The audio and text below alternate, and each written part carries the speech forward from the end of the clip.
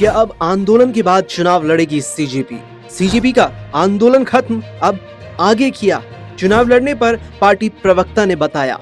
देश की राजधानी दिल्ली में 1 महीने से भी लंबे वक्त से जारी जंतर मंतर पर विरोध प्रदर्शन के बाद आखिरकार बीते शनिवार को पूर्व शिक्षा मंत्री धर्मेंद्र प्रधान ने अपने पद से इस्तीफा दे दिया।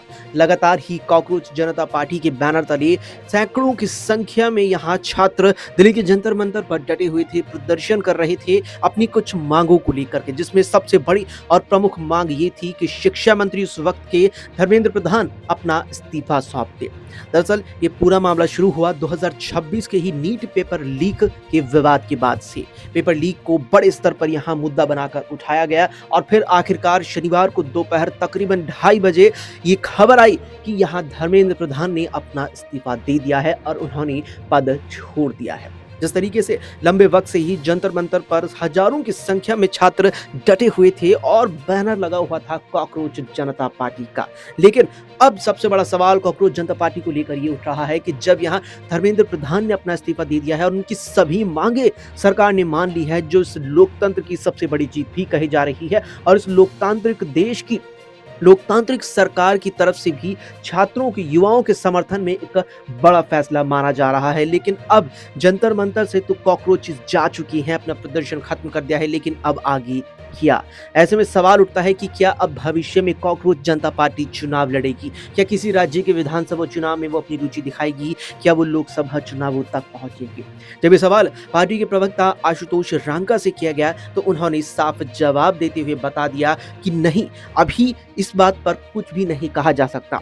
आशुतोष रांका ने कहा कि भारत में किसी भी चीज को लेकर के हाँ या ना पहले ही कह देना सही नहीं रहेगा। हालांकि उनका जो जवाब सामने आया उसके 2 मायने जरूर निकलते हैं। पहला ये कि वो शायद चुनाव न लड़ी कॉकरोच जनता पार्टी, और दूसरा ये कि वो भविष्य में पार्टी चुनाव भी लड़ सकती है।